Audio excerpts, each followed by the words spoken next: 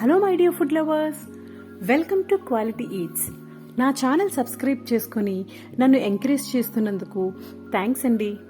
ఈరోజు mixie, grinder, రోలు use చేయకుండా ఎంతో రుచికరమైన వంకాయ ఉల్లిపాయ బజ్జీ చట్నీ చేత్తో చేసుకుందాం. ముందుగా వంకాయలను కాల్చుకుందాం. మన వీలుని బట్టి వంకాయకి ఆయిల్ అప్లై చేసి డైరెక్ట్గా ఫ్లేమ్ పై పెట్టుకొని కాల్చుకోవచ్చు. ఆర్ అన్ని వంకాయలకు ఒకేసారి ఆయిల్ అప్లై చేసుకుని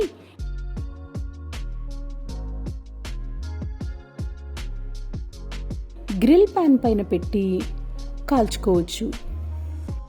నేనిక్కడ 200 గ్రాముల వంకాయలు తీసుకున్నాను. లోపల కాయ అంతా బాగా ఉడికే వరకు కాయని తిప్పుతూ అన్ని వైపులా కాలేలా వీటిని కాల్చుకుందాం. ఈ వంకాయపై పీల్ ఎలాగూ తీసుకుంటాం కాబట్టి పై లేయర్ మాడినా పర్వాలేదు. వీటిని తీసి పక్కన పెట్టుకుని చల్లారిన తర్వాత పీల్ తీసి పక్కన పెట్టుకుందాం. ఒక చిన్న ప్యాన్లో 1 టేబుల్ స్పూన్ ఆయిల్ వేసుకుని 8 నుండి 10 వరకు పచ్చిమిరపకాయలు వేసి వేయించుకుందాం. వీటిని ఒక బౌల్లో వేసుకొని రుచికి సరిపడా ఉప్పు కూడా వేసుకొని చేతితో నొక్కుతూ బాగా స్మాష్ చేసుకుందాం. ఈ ప్రాసెస్లో ఇది ఒక్కటే కొద్దిగా ఎనర్జీ యూజ్ చేసి స్మాష్ చేయాలి. ఇబ్బందిగా ఉంటే రోట్లో వేసి కూడా పచ్చడి కొట్టుకోవచ్చు. మీరు తినే కారాన్ని బట్టి మిరపకాయలు ఎక్కువ కానీ తక్కువ కానీ వేసుకోవచ్చు. దీనిలో చిన్న నిమ్మకాయ సైజు నానబెట్టిన చింతపండు కూడా వేసుకొని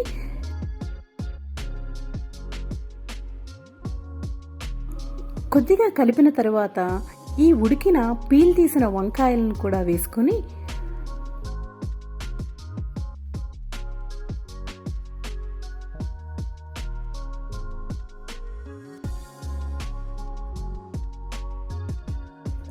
రెండు వెల్లుల్లి రెబ్బలు కూడా వేసుకొని బాగా కలుపుకుందాం.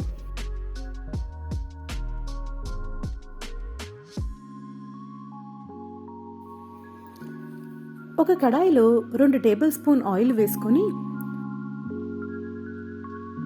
1 టేబుల్ స్పూన్ ఆవాలు, 1 టేబుల్ స్పూన్ జీలకర్ర, 1 టేబుల్ స్పూన్ శనగపప్పు, 1 టేబుల్ స్పూన్ మినప్పప్పు, 1/2 టేబుల్ స్పూన్ పసుపు, కొద్దిగా కరివేపాకు, ఒక ఎండుమిరపకాయ, 2 వెల్లుల్లి రెబ్బలు వేసుకుని వేయించుకుని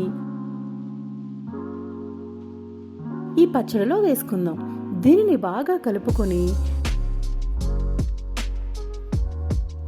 దీనిలో ఒక ఉల్లిపాయ కట్ చేసి కొత్తిమీర కూడా వేసి కలుపుకుందాం. వేడివేడి అన్నంలో తింటే ఇది చాలా రుచిగా ఉంటుంది. రోలు, రోకలి, మిక్సర్ గ్రైండర్తో పని లేకుండా చాలా ఈజీగా ఈ పచ్చడి చేసుకున్నాం. ఈ పచ్చడిపై మీ అభిప్రాయాలను కామెంట్ బాక్స్లో మెన్షన్ చేయండి. Thank you for watching.